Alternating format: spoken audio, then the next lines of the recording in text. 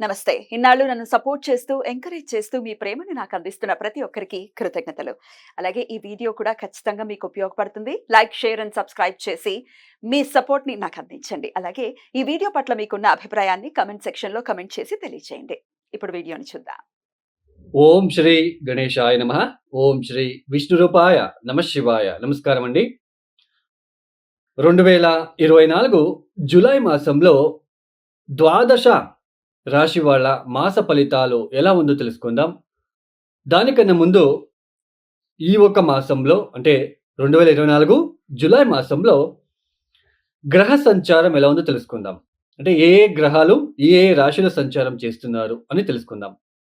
ముఖ్యంగా రాహు మీనరాశిలో సంచారం, కేతు కన్యా రాశిలో సంచారం, శని భగవాన్ కుంభంలో సంచారం అయితే ఈ ఒక మాసం నుంచి వక్రించి సంచారం ప్రారంభం చేస్తున్నారు. గురువు గారు వృషభంలో సంచారం. ఇక కుజుడు జూలై 12వ తేదీ వరకు మేషరాశిలో సంచారం, తదుపరి వృషభ రాశిలో సంచారం. సూర్యుడు జూలై 16వ తేదీ వరకు మిథున రాశిలో సంచారం, తదుపరి కర్కాటక రాశిలో సంచారం. శుక్రుడు జూలై 7వ తేదీ వరకు మిథునంలో, తదుపరి కర్కాటక రాశిలో సంచారం. ఇక్కడ శుక్రుడు ఈ యొక్క జూలై 11వ తేదీ తర్వాత అస్తంగత త్యాగం చేస్తున్నాడు. అంటే ఉదయిస్తున్నాడు అని అర్థం. ఇన్ని రోజులు మౌఢ్యమి జరిగింది, శుక్ర మౌఢ్యమి. సో ఇక మీద ఉదయిస్తున్నాడని చెప్పుకోవచ్చు. సో శుక్రుడు అస్తంగతం అంటే శుక్రమౌఢ్యమి జరిగేటప్పుడు, గురుమౌఢ్యమి జరిగేటప్పుడు శుభకార్యాలని చేసుకోరాదు. అందులోన పెళ్లి కావచ్చు, గృహ ప్రవేశం కావచ్చు, ఇలా శుభకార్యాలకి నిషిద్ధమనే చెప్పుకోవచ్చు. ఎందుకంటే వీళ్ళిద్దరు ప్రముఖులు శుభకార్యాలకి, పెళ్లి విషయంలో, ఒక ఇంటికి సంబంధించిన విషయంలో వీళ్ళిద్దరూ ప్రముఖంగా పాత్ర వహిస్తారని చెప్పుకోవచ్చు. సో ఈ ఒక మాసం జూలై 11వ తేదీ తర్వాత శుక్రుడు ఉదయిస్తున్నాడు. బుధుడు జూలై 18వ తేదీ వరకు కర్కాటక రాశిలో సంచారం, తదుపరి సింహ రాశిలో సంచారం. ఈ ఒక గ్రహ సంచారరీత్యా ద్వాదశ రాశి వాళ్ళకి ఎలా ఉందో తెలుసుకుందాం. ముఖ్యంగా ప్రేక్షకులకి ఒక మాట చెప్పాలనుకుంటున్నాను.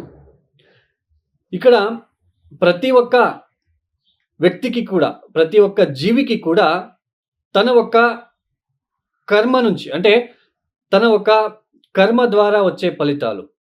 ఇక్కడ వాళ్ళు పుట్టినప్పుడు వాళ్ళు పుట్టిన డేట్ ఆఫ్ బర్త్, టైమింగ్స్ ప్రకారము ఇక్కడ ముఖ్యంగా వాళ్ళ జన్మ జాతకంలో ఏ గ్రహ దోషాలు ఉన్నాయి, ఏ ఇబ్బందులు పడుతున్నారు, అంటే కర్మానుసారంగా వాళ్ళు చేసిన కర్మానుసారంగా ఈ ఒక జన్మలో సో సుఖమా దుఃఖమా అని నిర్ణయించేది జాతకం. ఇలాంటి జాతక చక్రంలో గ్రహ దశాలు అనేది చాలా ఇంపార్టెంట్ అండి. గ్రహ దశాలు అనేది చాలా ప్రముఖమైన పాత్ర వహిస్తుంది. ఇప్పుడు చూడండి, ఒక దశాభుక్తిలో అంటే ఇప్పుడు చంద్రమహాదశ శని భుక్తి, చంద్రమహాదశ బుధ భుక్తి, చంద్రమహాదశ కుజ భుక్తి, ఇలా దశాభుక్తులు వచ్చినప్పుడు, ఒక దశాభుక్తులు వచ్చినప్పుడు, ఒక భుక్తి వచ్చినప్పుడు చాలా ఇబ్బంది లేకుండా ఉంటుంది. లైఫ్ అనేది చాలా బాగా వెళ్తూ ఉంటుంది. ఒక భుక్తి వచ్చినప్పుడు చాలా ఇబ్బందులు పడాల్సి ఉంటుంది. ఇలా దశాభుక్తులు ఫెయిల్ అయినప్పుడు గోచారంలో, ఇప్పుడు రాశి ఫలితాలు మనం చెప్పుకుంటున్నాం కదా. సో దశాభుక్తులు ఫెయిల్ అయినప్పుడు గోచారంలో ఉంటున్న ఒక గ్రహ సంచారాల వల్ల, ఇప్పుడు గురుబలం ఉంది, శని బలం ఉంది అన్నప్పుడు దశాభుక్తులు ఫెయిల్ అయినప్పుడు ఇవి ఆదుకుంటాయి మనల్ని. సో ఇలా దశాభుక్తులు బాలేదు, గోచారంలో గురుబలం లేదు, శని బలం లేదు అన్నప్పుడు చాలా తీవ్రమైన కష్టానికి గురి అవ్వాల్సిన ఒక ప్రమేయం ఏర్పడుతూ ఉంటుంది. సమాజంలో అపకీర్తి కావచ్చు, మ్యారేజ్ విషయంలో అంటే పెళ్లి జీవితంలో ఇబ్బందులు కావచ్చు, కుటుంబ వ్యక్తులతో తగాదాలు కావచ్చు, అన్నదమ్ముల మధ్య తగాదాలు కావచ్చు, ఇలా ఒక దశాభుక్తులకి తగ్గట్టుగా కొన్ని పరిహారాలు వస్తాయండి. మనమే స్వయంగా మనమే చేసుకోవాల్సిన ఒక చిన్న పరిహారాలు వస్తాయి. చాలా ఉన్నాయి, దశాభుక్తికి తగ్గట్టు ఉన్నాయి.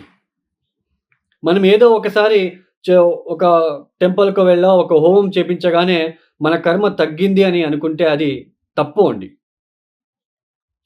ఇప్పుడు ఒక దశాభుక్తి జరుగుతుంది. ఆ దశాభుక్తి పీరియడ్ ఒక సంవత్సరం పాటు ఉంది అనుకుందాం. ఆ దశాభుక్తి బాలేదు అంటే ఆ సంవత్సరం పాటు మీరు ఆ పూజలు, పరిహారాలు చేసుకుంటూ వెళ్ళాలి. సో చాలామంది చెప్తూ ఉంటారు, సో నేను ఆల్రెడీ ఆ పూజలు చేశాను, ఈ పూజలు చేపించాను, వాళ్ళ దగ్గరికి వెళ్ళాను, వాళ్ళ దగ్గరికి చేపించానని.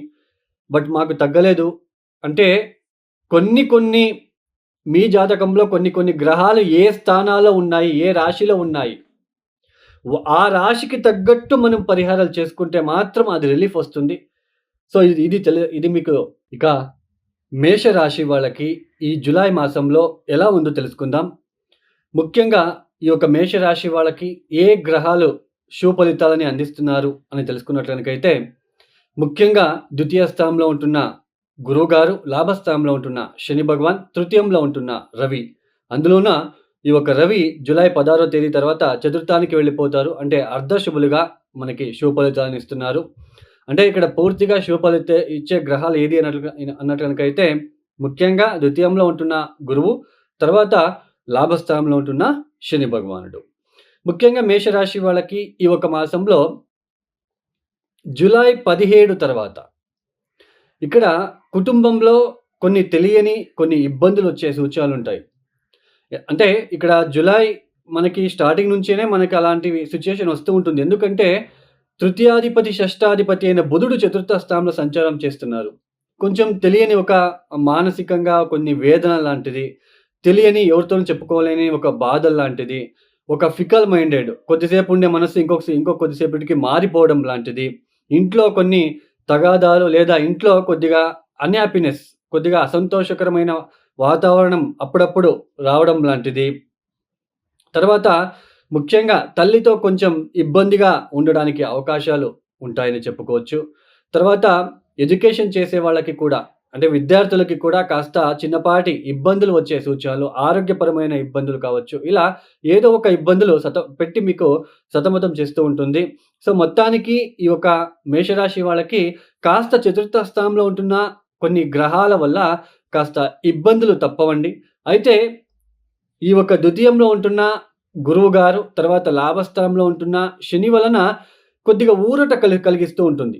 మీకు ఎన్ని ఇబ్బందులొచ్చినప్పటికీ ఈ చతుర్థ స్థానంలో ఉంటున్న గ్రహాల కలయిక వల్ల వచ్చే ఇబ్బందుల నుంచి తట్టుకునే ఒక శక్తిని మనకి అందిస్తారు ఈ ఒక గురువుగారు, తర్వాత శని భగవానుడు అని చెప్పుకోవచ్చు.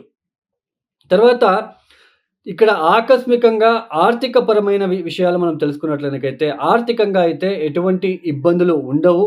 ఇక్కడ మేషరాశి వాళ్ళకి ఈ ఒక మాసంలో ఆర్థికంగా కాస్త ఇంకా ఎదుగుదల అనేది కనిపిస్తూ ఉంటుంది. ఆకస్మికంగా ధనప్రాప్తి యోగం కావచ్చు, లేదా ఏదైనా ప్రాజెక్టులు మీకు కొత్త ప్రాజెక్టులు రావడము, ఆకస్మికంగా ఆ ప్రాజెక్ట్ రాదు, లేదా ఆ పని నాకు దొరకదు అని అనుకోని ఉన్నట్లు గనకైతే ఆ పని మీకు వచ్చి దాంట్లో లబ్ధి అనేది చేకూరే అవకాశాలు ఎక్కువగా కనిపిస్తున్నాయనే చెప్పుకోవచ్చు. మీరు చేసే ప్రతి పనిలో కూడా మీకు ఒక సెల్ఫ్ కాన్ఫిడెన్స్, ఆత్మవిశ్వాసం ఇచ్చే ఆస్కారం ఇక్కడ ఎక్కువగా ఉంటుంది.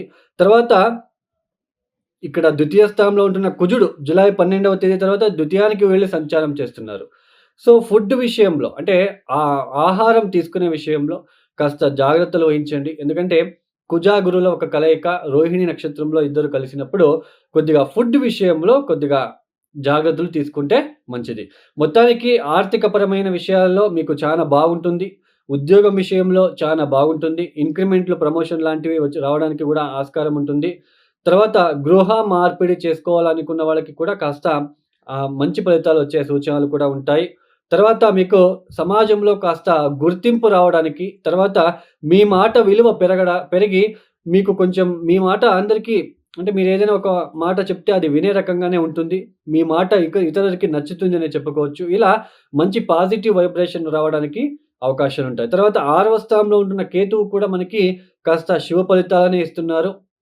వ్యయస్థానంలో ఉంటున్న మనకి రాహు మనకి ఇబ్బందులు ఇచ్చినప్పటికీ వాటిని తట్టుకునే ఒక శక్తిని ఈ యొక్క గురువుగారు, తర్వాత లాభస్థానంలో ఉంటున్న ఈ యొక్క శని భగవానుడు ఇస్తున్నాడని చెప్పుకోవచ్చు.